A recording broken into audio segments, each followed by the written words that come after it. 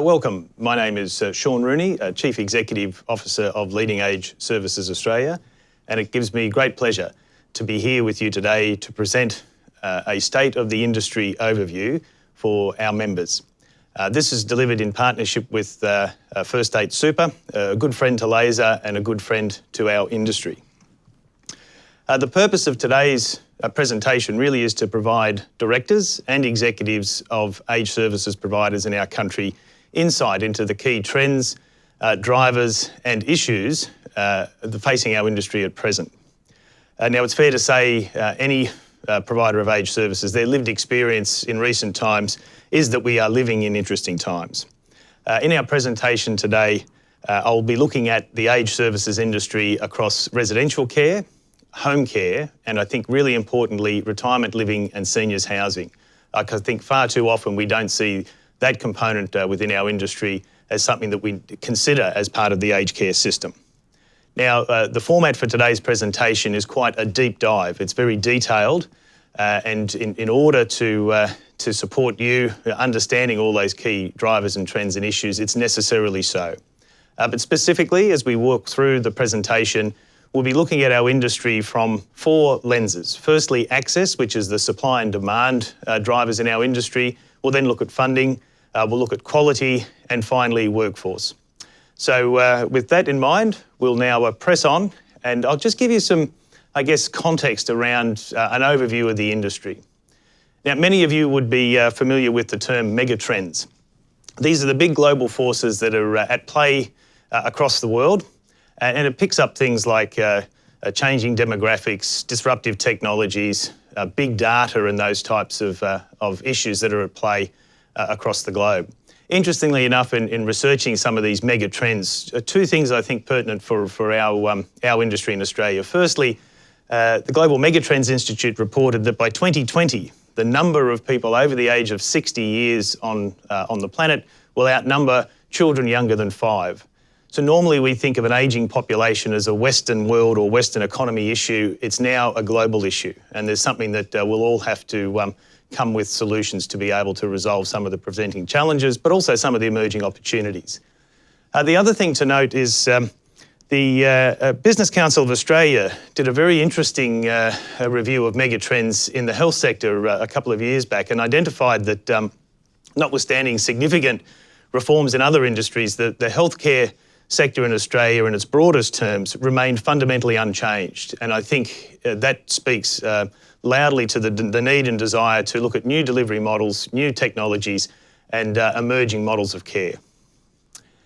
Just for background for those of you that are not totally familiar with the policy settings in aged care in Australia, you might recall the current reform agenda has been driven by the Productivity Commission when they looked at their Caring for Older Australians review back in 2011. And you'll see on the screen here that there were a number of shortcomings in the system as it was presented back then. And the government response of the day to address those shortcomings was what's become known as the Living Longer, Living Better reform package. Now, this was a 10-year program mapped out by the then Labor government with bipartisan support across the parliament to address those shortcomings identified by the Productivity Commission. And really importantly, the key principles that underpin the whole reform agenda are basically four. The first one is ageing in place, and that's no surprise. Older people, as they age, want to remain in their homes and their communities close to family and friends as long as possible. Secondly, the reform agenda is underpinned by consumer choice. So that is consumers having the ability to choose who provides their service, what types of services and how they're delivered. Thirdly, if you have choice, you then also have market-based competition where you have a range of providers competing in an open market and competing on things such as quality, service mix, price and the like. And then finally, consumer contributions, which is often overlooked in policy discussions, but was always writ large in the reform agenda, that consumers would contribute to the cost of their care commensurate with their ability to do so. So as we think about that as the background policy settings, what we now will do is do a deep dive into those four categories I mentioned earlier. And the slide at the moment actually gives you, I think, a really good summary of the the challenge for the aged care industry in Australia, and that's balancing the demand of an ageing population with adequate supply to meet the needs of that population, and importantly, the changing needs, whilst also doing that in a way that's affordable for both the tax base but also the individual consumer, and delivering that with a commensurate level of quality and safety, whilst also ensuring there is a workforce to deliver those services. So as we press on, we'll now look at access to service as a category. And with respect to this is very much the demand and supply equation for aged services in Australia. So you'd be familiar with the baby boomer bubble in our population, and this slide here basically looks at population growth for people over the age of 65 from 2050 and forecasts out for 1950 forecast out to 2050. And you'd see a significant upswing really from about now over the next 2 to 3 decades. What's more important, I think, is not so much the population base over the age of 65, but actually over the age of 80. And you'll see here in this slide that there is a very sharp increase, really from 2015 onwards through to 2020, that sees the number of people over the age of 80 in our population reach a new level of normal, and that continues for several decades to come. Now, the reason why the age 80 is important for the aged services industry, as you'll see on this slide, this gives you a clear insight as to when older Australians come into contact with the aged care industry. And there is a very key point around that 75 to 79 and then onwards from 80 years, that becomes where the time when older Australians more often than not engage with our industry. I think the other thing to note on the demand side of the equation, some recent information shared by the Productivity Commission on the report on government services, where they tracked population growth in each of the states, but also did a delineation between population growth in metro areas and non-metro areas. And I think for providers of aged services, being able to see that notwithstanding the variation of percentage growth for people over the age of 70 in each of their states, you would see in some states an accelerated growth beyond the state average in non-metro areas, which I think is, again, something for providers to consider as they're planning services. The other thing to note with regards to who is accessing services across home support, home care and residential care is this particular information here that shows that really by the time you get to 85 in Australia, 4 out of 5 older Australians at that age point will be formally engaged with the aged care system. And so you'll see the variations across the different service types, but that really does show that period from 80 to 85 really is a significant milestone in age with regards to engaging our industry.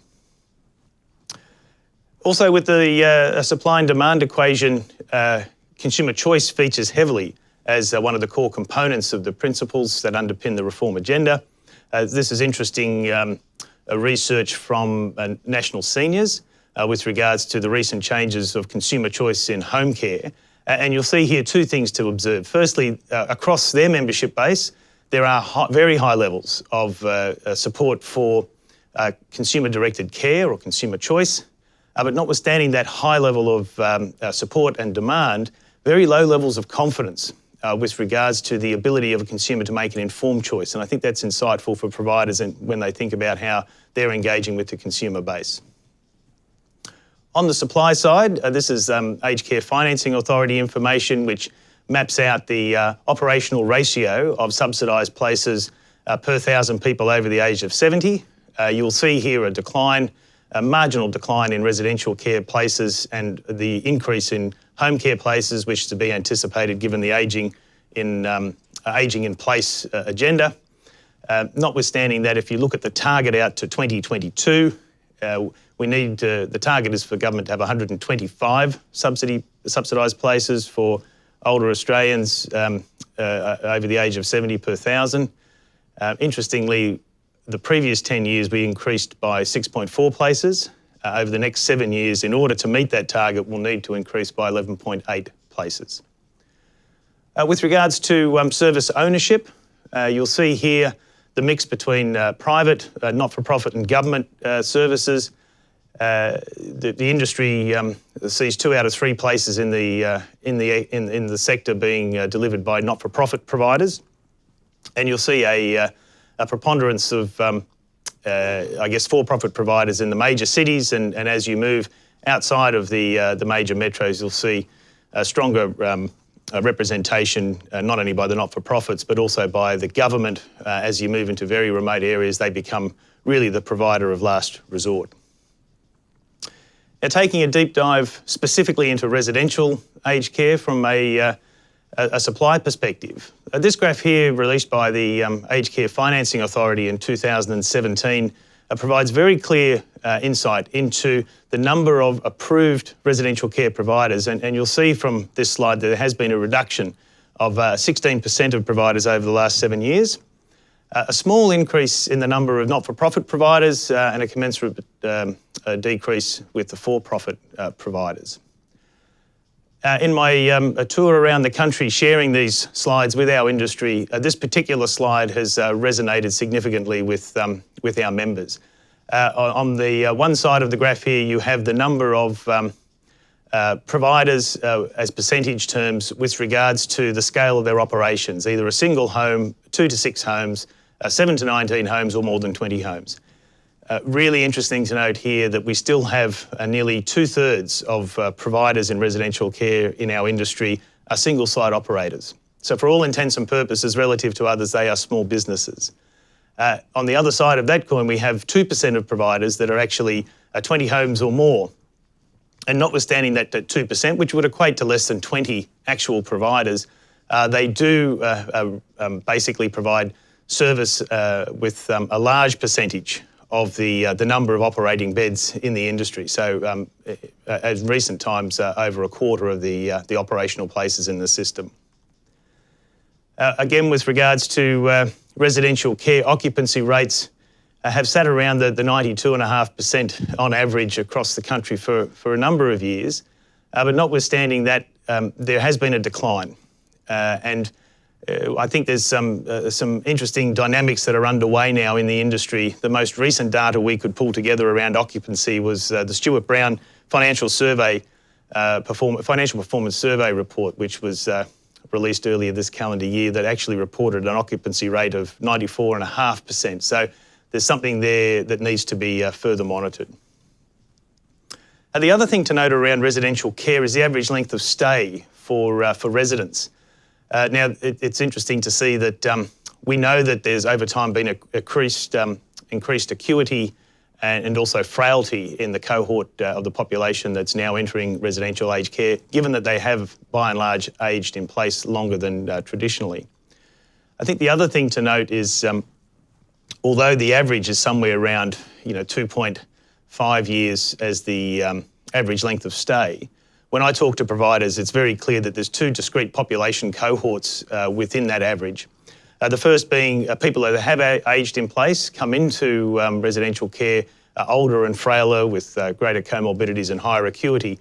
And for all intents and purposes, their experience in residential aged care is a subacute palliation process that would play out over less than a 12-month period.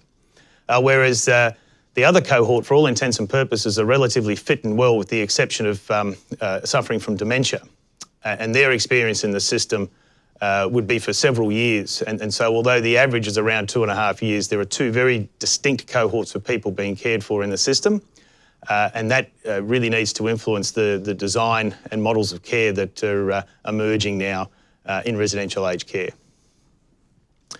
Looking forward with regards to I guess forecasting what future demand might look like for residential care, the Aged Care Financing Authority suggests that we require another 83,500 places to be built over the next 10 years.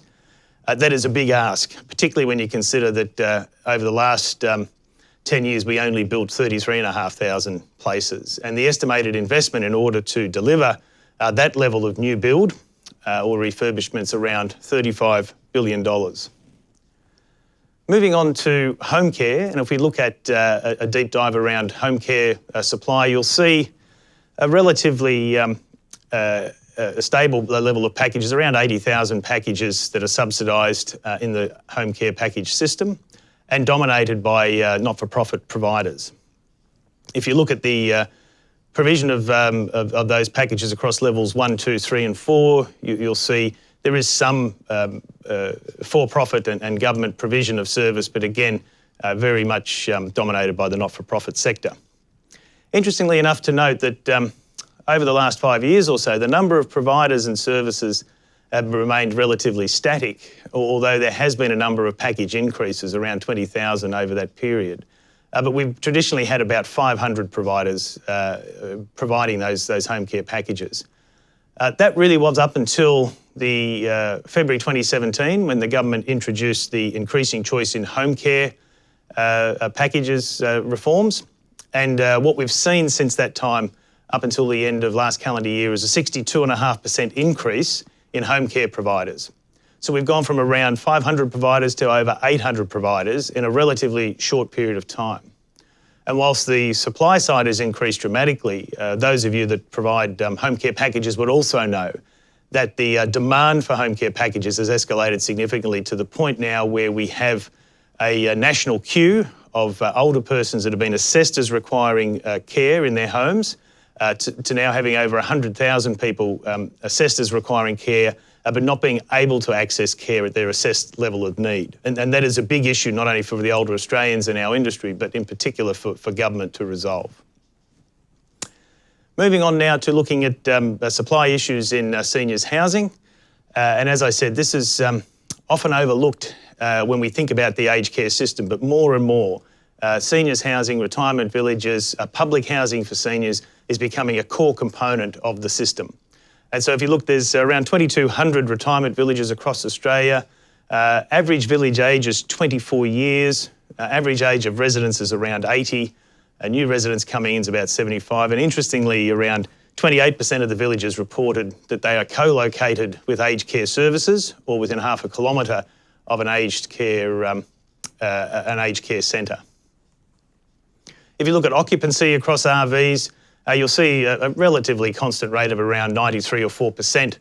That seems to be consistent with the industry standard, given turnover in residency.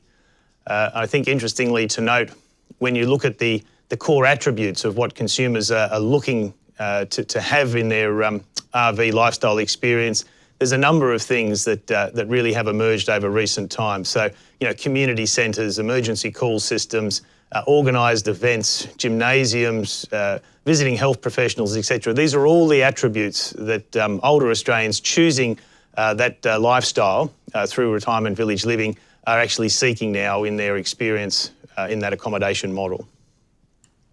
So, if I'm sitting in your shoes, I'm either a director of a business that's providing res care, home care or RVs and seniors housing, or I'm an executive in an organisation that's delivering those things. Here's some things you need to be thinking about.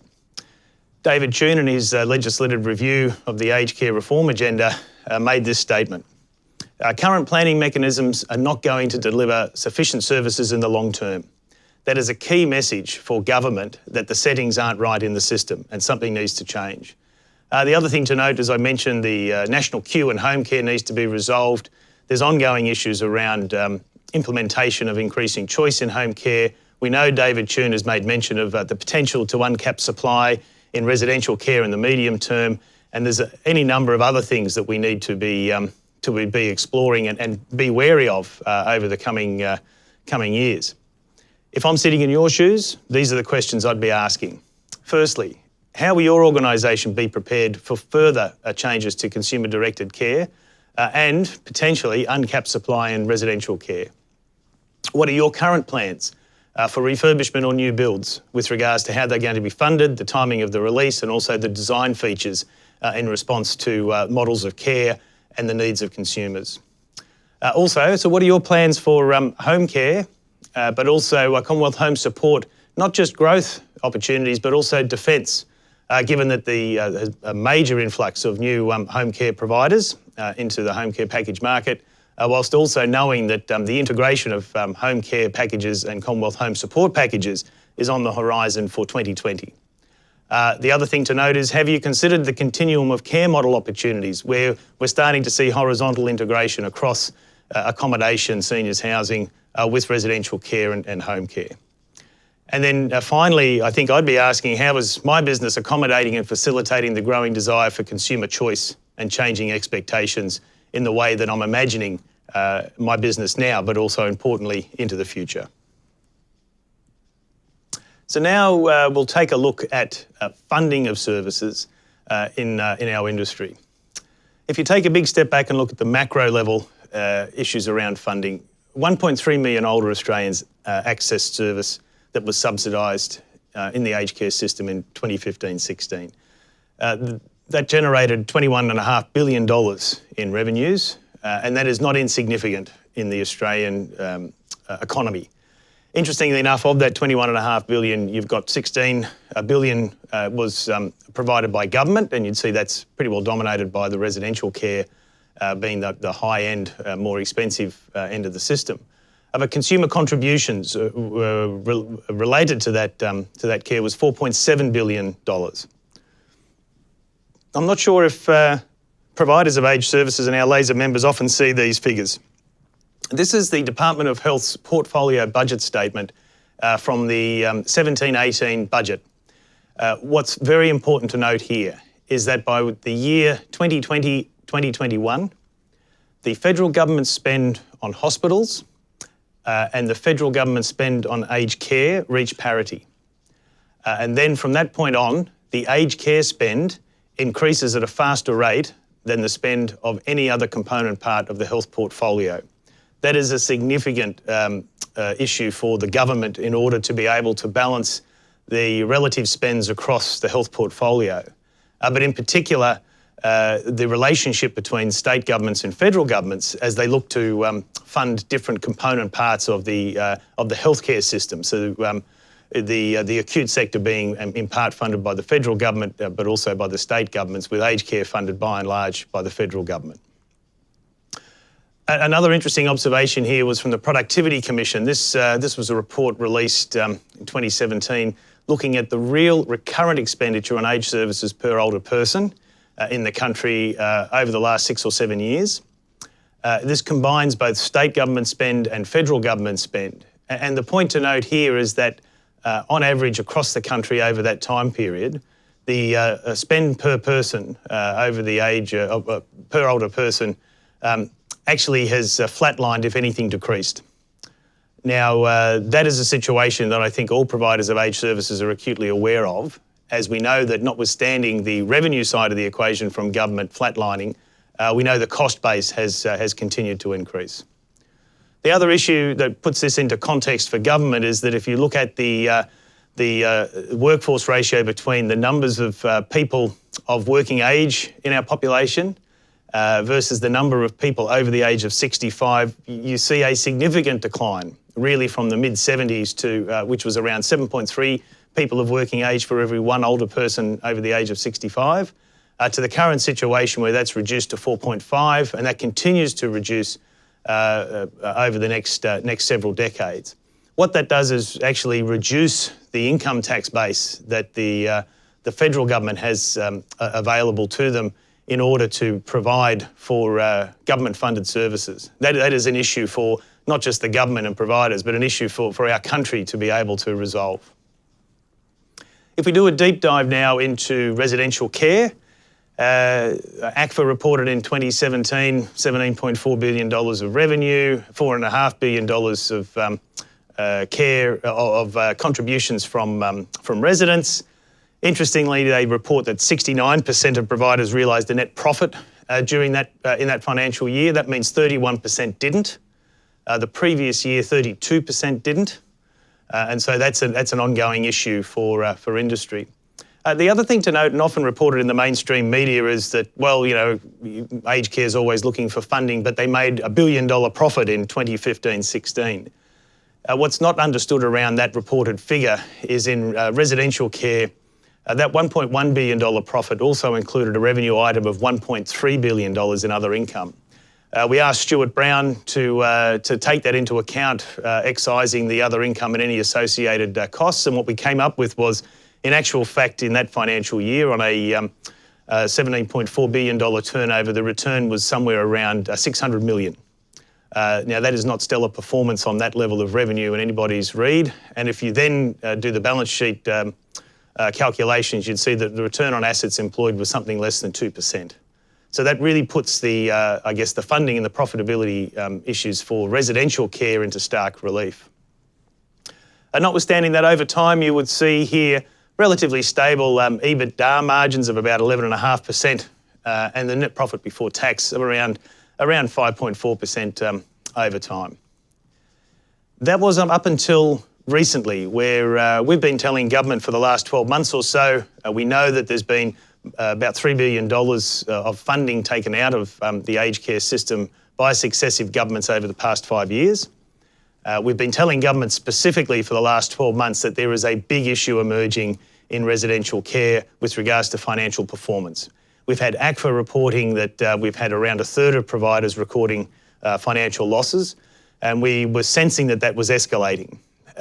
Stuart Brown, in their financial performance survey of 2017, reported that now we find 21% of residential care facilities are recording financial losses, cash losses as it were, as at the end of December, and 41% of providers are actually reporting financial losses. So that's negative earnings before tax. In discussions with Stuart Brown and our members in industry, we'd anticipate that that 41% will continue to grow by the end of the current financial year. This is one of the biggest issues, near-term issues facing our industry.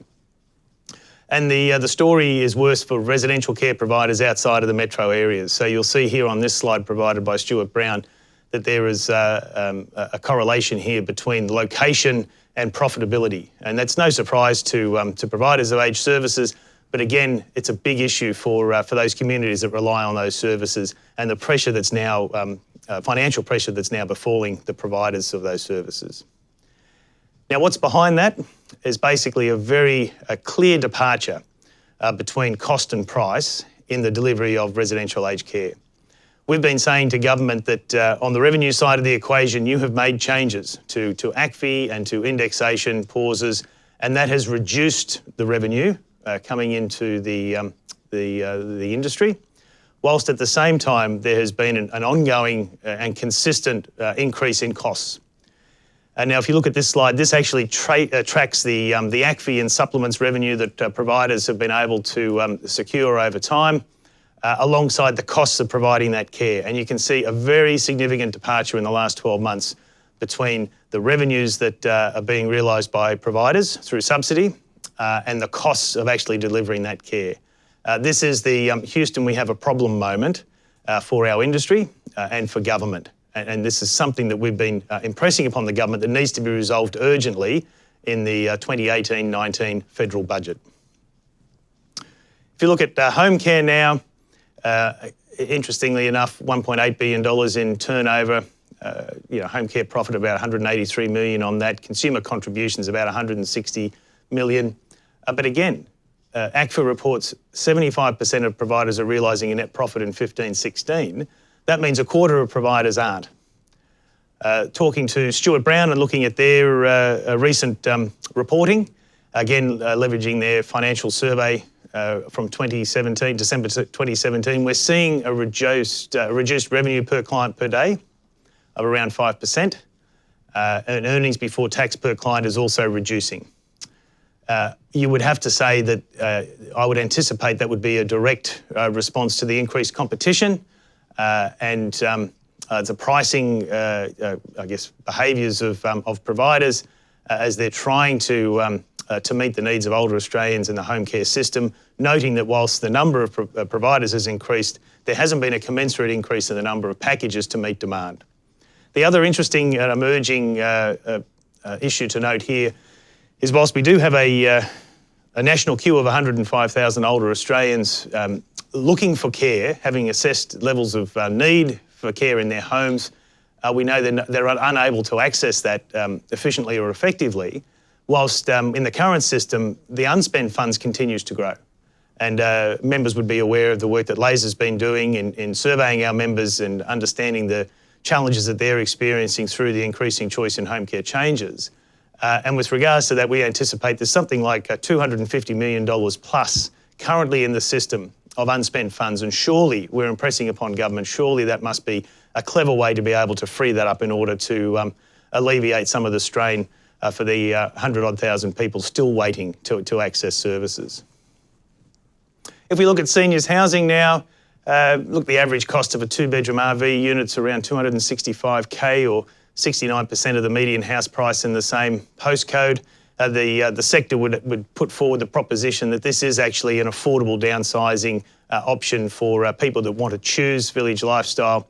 It actually gives them the ability to I guess, liquefy some of their asset in their family home, but also provide additional cash surplus to meet their ongoing care and support and service and lifestyle needs. If you look at the average monthly charge for services in a village, it's about $450 a month across villages. It's interesting when you talk to some of the consumers and some of the consumer research. Not too many people in villages actually understand what that service fee covers. So that's perhaps an area of focus for RV providers. And the business model of choice in retirement villages really is the deferred management fee, the DMF.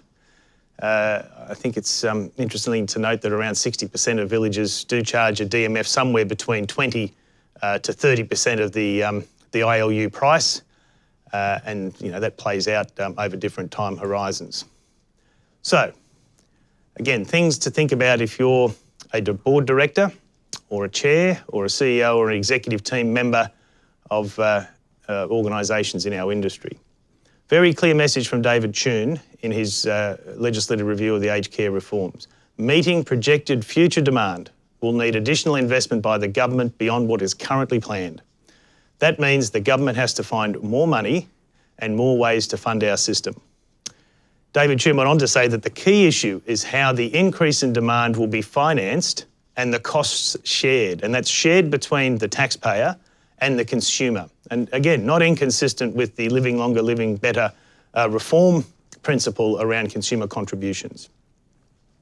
Within the Tune review, there are a number of recommendations that deal with residential care and home care opportunities, but we're still waiting for government to respond to those. If you haven't got the message now, certainly the information I've presented in the last few slides around the financial performance of residential care, you would argue there must be many providers out there at serious risk of financial stress. And then on the home care front, the competitive pressures between new entrants and the government's desire and the consumer's desire for price scrutiny and comparability amongst services is a key emerging issue. RV affordability and questions around the business model have played out in recent times in the mainstream press. And so if you're thinking about these matters, these are the questions you should be asking yourself and your executives. With regards to your business model, how are you managing price and cost decisions, knowing that there are this cost-price squeeze underway in the industry? Is your independent living unit business model fit for purpose? And what other revenue opportunities might be available for your services?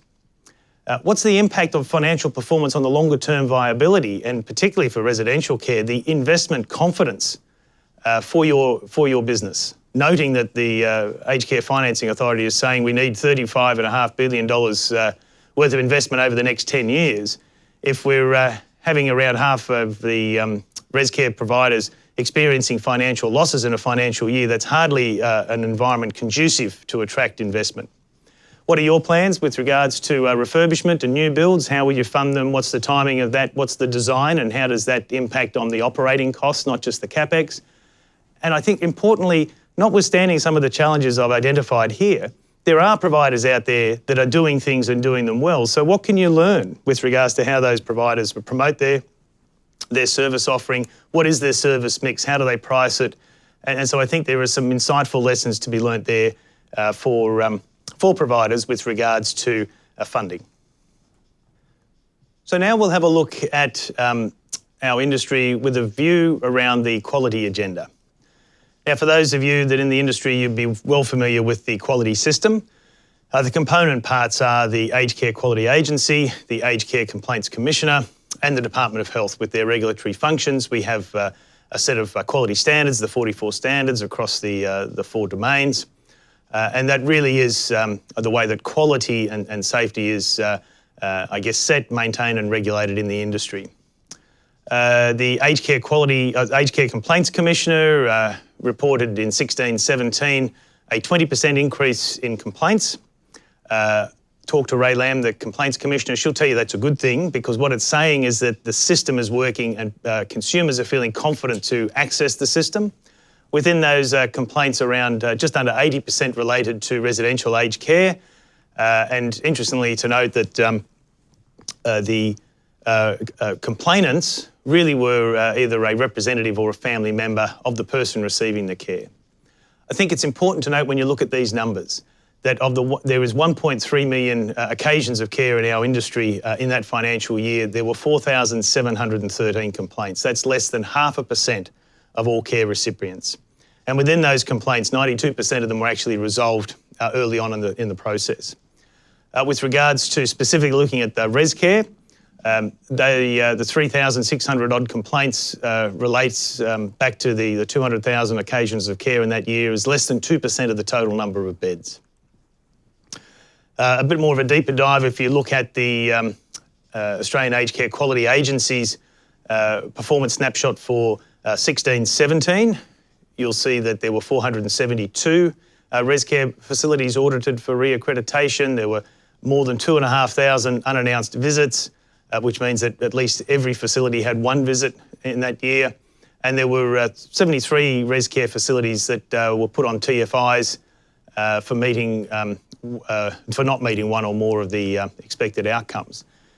Within home care, we've had 746 reviews, and there's 86 TFIs were issued in that financial year. I think it's really interesting to note over recent times, and I'm not sure again if members get the opportunity to see this information. This is the Quality Agency's regulatory performance data as of January 2018, and it tracks the not mets, as it were, in res care and home care over a number of years.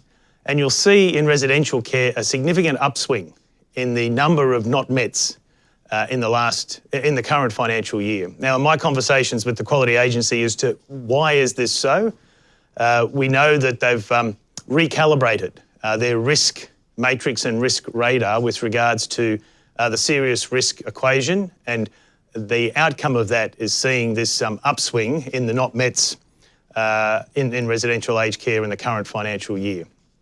Now, some members would be familiar with the work that we've been doing with the Aged Care Quality Agency and the Department of Health and Minister Wyatt with regards to concerns raised by our members regarding the behaviours of some of the assessors, perceived behaviours of some of the Quality Agency's assessors with regards to their approach to compliance matters, but also the lived experience of inconsistent interpretation of the aged care quality standards in different settings.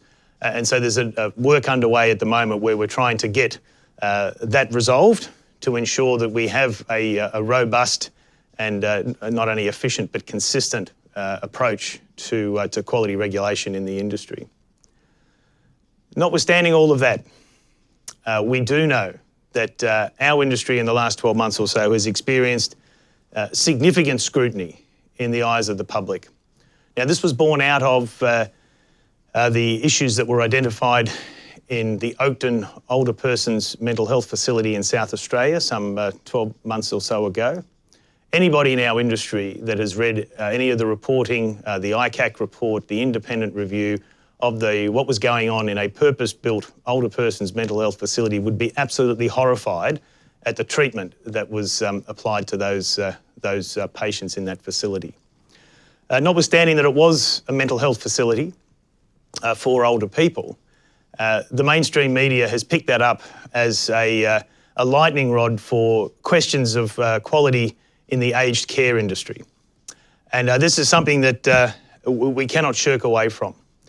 Now, when I think about, well, what's going on here, that we now have these questions of crisis in aged care, I think there's a couple of factors at play. Firstly, I would suggest that we're seeing the shift in the demographic from the builders generation to the boomers generation, and with that shift we're seeing a change in needs and expectation with regards to what constitutes good quality care. So that change in expectations. The second thing I'd note is that the rise of social media channels, the ability of people to access those channels, and the upswing in consumer activism, not only in our industry but certainly across other industries, is a factor at play. And what this does is call into question our industry's social licence to operate in the eyes of the community. That is, the confidence of the community to support our industry to continue to provide services funded by the taxpayer to older Australians. The final thing I'd say with regards to this is that, yes, we have a good aged care system, and the figures and the facts demonstrate that. But notwithstanding we have a good system, no system is perfect. And any time we have a failure in care, it is our responsibility to respond quickly and empathetically to understand what went wrong and what we would do to ensure that those things never happen again. And it's beholden upon every provider in our industry to uphold high quality standards in the way that they continue to meet the needs of older Australians, and importantly, if things go wrong, that we own this as an industry and we respond quickly and empathetically in a way that deals with the issue. Now, it's no surprise Minister White came out recently. Our members would be aware that on the back of the Oakden scandal, Kate Carnell and Ron Patterson were brought together to review the role of the regulatory system.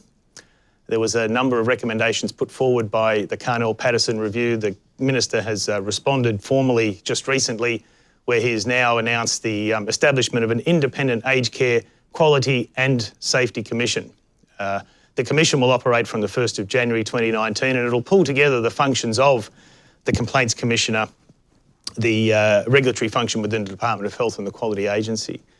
Additionally, it'll bring in a Chief Clinical Advisor role, which would look at providing strategic advice to industry on clinical matters. There's a performance rating standard or performance rating framework that needs to be developed that would look at the performance of providers with respect to the quality standards. And we know that the quality standards are changing with the introduction of the single quality framework from 1 July.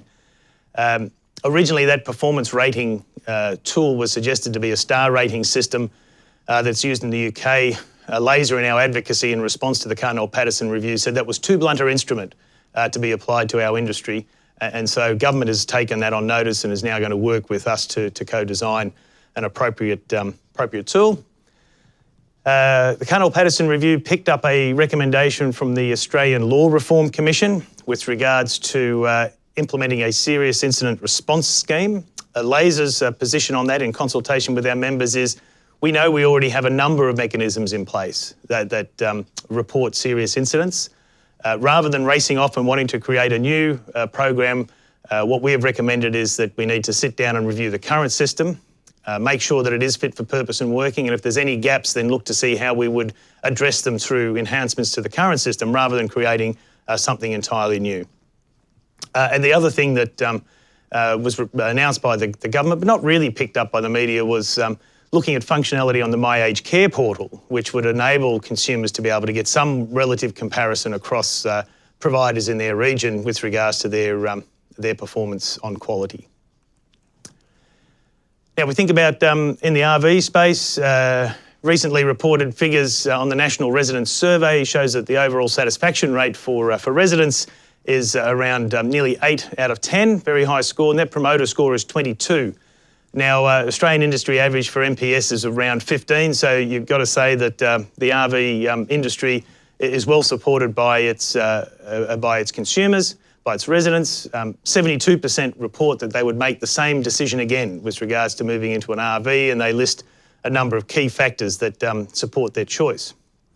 Notwithstanding that, when you peel back the numbers, there are a number of things going on that I think is a bit of a wake-up call there for the RV senior housing market.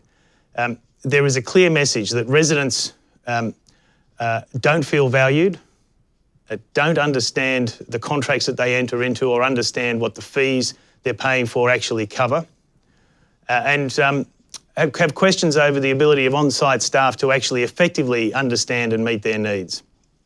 And in particular, even a comment about nearly half of them weren't even sure if there was a structured complaints process available for them to deal with issues as and when they arise.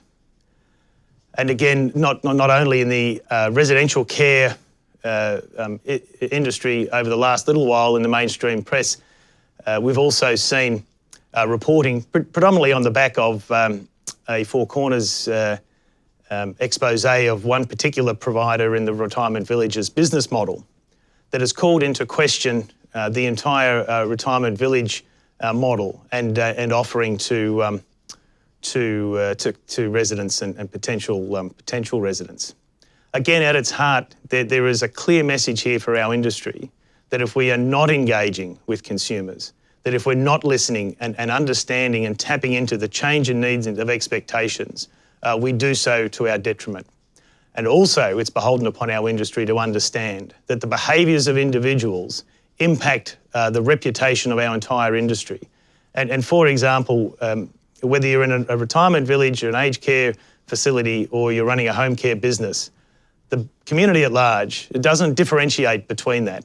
All they see is aged care in any of its settings. And so it's, as I said, beholden upon every single provider to ensure that they're upholding the highest standards in terms of quality care and support for the people that they serve. So, here's the issues arising for people to consider with regards to quality. We've got a single quality framework coming in from 1 July. We've got a range of recommendations being implemented from the Carnell-Patterson review, and we've got unannounced accreditation visits from 1 July in residential care. Plus, there's a range of other inquiries still going on in both the Senate and the lower house. All of this is significant change for our industry. We've been advocating to government that we want to get this staged and set right over the next 12 to 18 months because landing all of this change at once is not going to deliver good outcomes for consumers, providers or for the government. We know there are changing needs and expectations with consumers, and we know there's rising consumer activism. And so these are things that need to be foremost in the minds of providers. And I think really importantly, the social licence to operate of our industry is absolutely at risk in the minds of the public. And so we need to be looking at what are the things that we could be doing, both individually as providers, but also collectively as an industry, to take back ownership of our reputation and build confidence in the community for the work that we do. So you're running businesses, you're governing businesses, these are the things that you'd want to be asking yourself. Are your quality systems and processes fit for purpose? Is your social licence to operate at risk? Where is the consumer voice in your business? And is your service offering aligning to that changing needs and expectations of the consumers? In a market-based environment, brand becomes very important. So what are the brand attributes and the value proposition that you have, and how does that resonate with your consumers? And are you prepared to respond if, and probably more likely when, you are challenged publicly on quality in the services and the accommodation that you provide? Now, the final lens we're going to look at our industry in is through the workforce.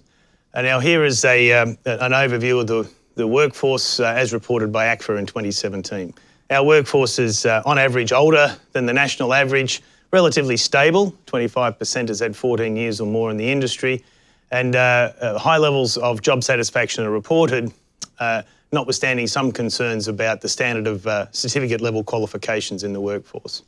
Department of Health reports that home care workers recorded a greater job satisfaction for the time available to care for clients and with less stress and pressure than workforce in the residential care setting, and noted a considerable shift away from casual or contract deployment across the industry, and the headline being that workforce is relatively stable and committed with high levels of job satisfaction. If you look at residential care, workforce is dominated 87% female, 70% are PCAs or PCWs. 53% of providers in that year were reporting skill shortages, and most notably in the RN space. That was I guess a decrease from the 76% of providers reporting issues around skills shortage in 2012. If you look at the workforce mix in res care, You know, there's been lots of calls around staff ratios.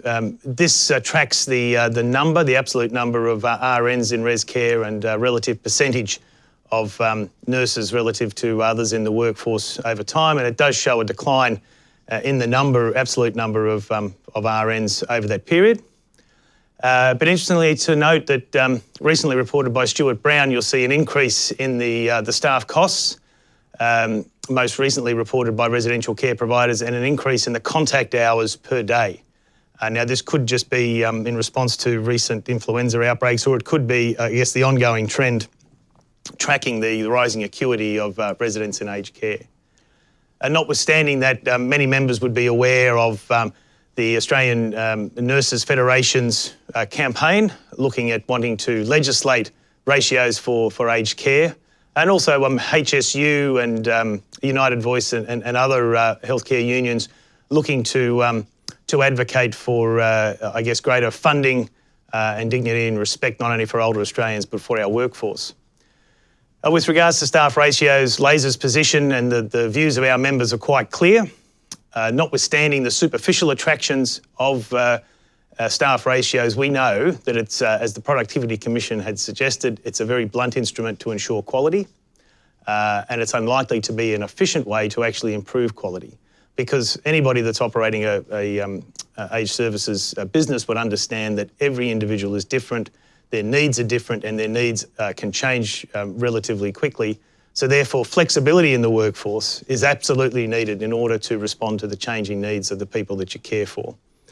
Interestingly enough, the Productivity Commission also suggested that setting a benchmark of a ratio and mandating that in legislation would actually eliminate incentives for providers to innovate, especially in a time we know that we're actually being asked to come up with new models of care and new innovations. Looking at workforce in the home care space, 89% female, slightly higher median age than res care, significant reduction in casuals and contracts from 2012 reported figures, and again, some skill shortages as reported mostly in the personal care workers. Again, if you look at the RN ratios, there has been a decline over time, but I think what's interesting to note is that the number of employees in the home care space over the last 3 years or the last 10 years has actually reduced, notwithstanding the increase in the number of packages. Now that kind of warrants further investigation, whether that's an issue around new business models where employees aren't the model of choice, or it could be that there's been efficiency gains through technology, and it'd be interesting to understand that in a bit more detail. So with regards to workforce, we know there is a demand in increasing demand in volume for services that would be requiring a subsequent increase in the amount of workers. It's often touted there'll be competition between the disability sector and the aged services sector. We're not seeing that to any substantial degree at present, but that continues to be a part of the narrative. The impact of innovation and technology on new models of care needs to be considered. The staff resident to ratios in res care needs to be considered. And I think importantly, in a time when we're looking to deliver great customer outcomes, great consumer outcomes, great experiences for older Australians in our care, there's a quote that says you can't have a great customer experience without a great employee experience. And so the competition between sectors and between providers for high quality, competent, expert and qualified staff will only increase as demand for services increases. So you're running a business. What do you need to be asking yourself? So is your approach to attract, retain and develop your workforce working? What are the core competencies that your staff require for ongoing success for your business, and how are you redesigning your work using innovation, technology and new skills? Do you know what your staff to resident ratio or your contact hours per day are, and how this compares with others?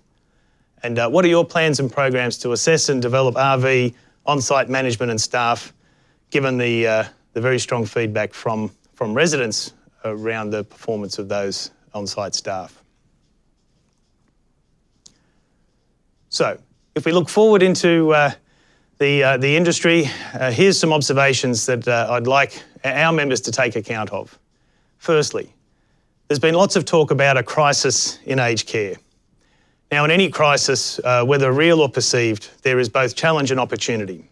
LASA has been out there advocating strongly that this year, 2018, must be the year of action in aged care. This is the time for us to stop talking, stop reviewing, stop recommending, and actually make some decisions in order to progress the reform agenda in our industry in the service of older Australians. Therefore, 2018-19 federal budget, we must have an aged care package. Minister Hunt has mentioned this previously, as has Minister Wyatt, and in May, hopefully we'll have those clear directions and clear decisions made so we can progress as an industry. The second point I'd ask you to consider is that there is an innovation imperative in our industry. We need to be finding smart, efficient, new ways to deliver superior care, services and experiences for older Australians now and into the future. If you're not aware of the initiative that LASA has created, the Innovaging initiative, then I suggest that you get involved. This is a national network for anybody interested in innovation in aged services in Australia. And that network provides a community of practice for providers, consumers, researchers, investors to come together and explore what are the opportunities to be able to work together to come up with smart, efficient new ways to meet the needs of the growing number of older Australians. At the same time, Innovaging provides a showcase where we can create vignettes and examples of innovation in our industry and share that not only amongst ourselves, but really importantly, amongst the community. So people can get a feel of the go-forward, progressive, tech-savvy and innovative spirit within our industry. And finally, we will celebrate the work of the innovators in our industry through a national awards program. So there is absolutely an innovation imperative in our industry, and I suggest that if you're not involved, get involved. And thirdly, I'd make note to our members that in times of change and challenge, the role of a peak body is absolutely paramount, and that really is about us providing you with a strong voice, but also a helping hand. And so we're absolutely dedicated to delivering support and leadership to our members in this time of significant change in our industry. Now, that advocacy you would see through all the work that we do and the things that we've progressed either in the media or with regards to representing your views in engagements with government on policy, legislation and programs and practices in our industry. But with regards to support, there's a number of things that we provide our members that if you're not engaging in, I'd suggest you have great opportunity to avail yourselves of. It's everything from our principal advisors across res care, home care and retirement living. You can call these people anytime and they're there to give you ad hoc advice as and when required around operational matters. We have a in-house industrial relations, employee relations advisory team that also provide ad hoc advice for operational matters, but importantly can also support you in enterprise bargaining arrangements, but also Fair Work Commission hearings. We have any number of events that we conduct across the country, ranging from boardroom briefings through to our National Congress, which is the largest aged services industry event in Australia, and we'd suggest possibly even Australasia. And we also have our training services that support our members, build their capability and competence in all manner of areas of expertise and discipline. And that training is both accredited through our registered training organisation, but also non-accredited, which is short courses to upskill your staff. Importantly, in times of financial challenge, we have also created a number of support mechanisms for our members. Specifically, we operate a payroll bureau service where members can have their payroll services outsourced to LASA and we can provide that bureau service for you. We also provide a claims and billing service for residential aged care providers that does a similar service as an outsourced function. And we have a team of consultants that are not only of our industry, but in our industry. These are professional experts that have had long-standing careers in our industry, now working with us and for us and in support of our members to help you work through issues of strategic and operational importance. We conduct ACFI audits, ACAR reviews, as well as pre-accreditation checks, particularly in the context of the changing accreditation landscape and also the introduction of the new single quality framework. And finally, two other things to note is we do have We've implemented a national program of discounts for our members. We've negotiated with some 25 providers of products and services into our industry a program of discounts. It's called LASA Purchase Power. I announced this at our National Congress last year, and I would urge every member to avail yourself of that service because, again, in times of the cost price squeeze that's going on in our industry, any opportunity for you to be able to save money is an opportunity not to be missed. And finally, we recognise and acknowledge the achievement of providers as well as their staff through our Excellence in Aged Services Awards program. Very pleased to have that now operating nationally and looking forward to not only each of the state winners, but then the national winners being announced at our National Congress in October this year. So let me leave you with some take-home messages. David Tune, in his review of aged care reform, said that aged care is in transition. I would argue that aged care is in transformation. Transition is an orderly process that seems to have some semblance of direction. I'd suggest that, notwithstanding those comments, we are in transformation as an industry, and we're seeing that in the turbulence and change and challenge and the opportunities that emerge over the last little while and will continue to do so. If you haven't got the message yet, let me tell it to you straight. The rise of the consumer. The needs and expectations of older Australians and their families are changing and growing. And in addition to that, consumer power and the influence that they have on our industry and also on public sentiment is growing.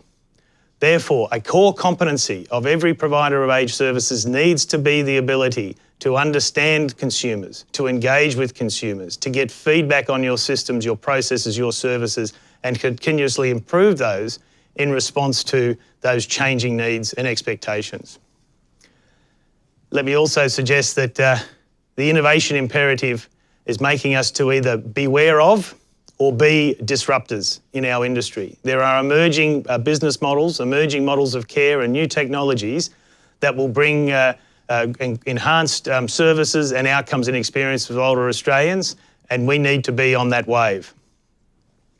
And if you think that the reforms are going to go away, I would suggest they will just continue to roll on and they will drive more change.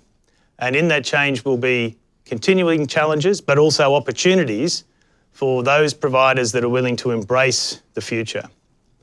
And I think the other thing to note is, whilst we talk about aged care, LASA has been advocating for a national conversation on ageing, because I think that wider community needs to get in tune and understand the issues about an ageing society, about the new normal of older people in our communities, and how we support them to continue to lead productive and fulfilling lives, in their homes and contributing to their communities and also the economy. And when they need care, support, accommodation or services, how does our whole system wrap around them? So understanding that as an ageing issue rather than an aged care issue, I think is fundamental to us progressing with an aged care system that's fit for purpose. And finally, let me say that in a world where everything is changing, the biggest risk is standing still. So it's fair to say in closing that our country needs to have a high-performing, respected and sustainable aged services industry that needs to deliver accessible, affordable, quality care and services for older Australians. That is absolutely paramount to meet the growing demand. It's what the community expects, and it's the standard to which we must hold ourselves to deliver. We don't want to fall into the trap where we're trying to deliver and respond to today's problems with yesterday's solutions while the opportunities of tomorrow pass us by.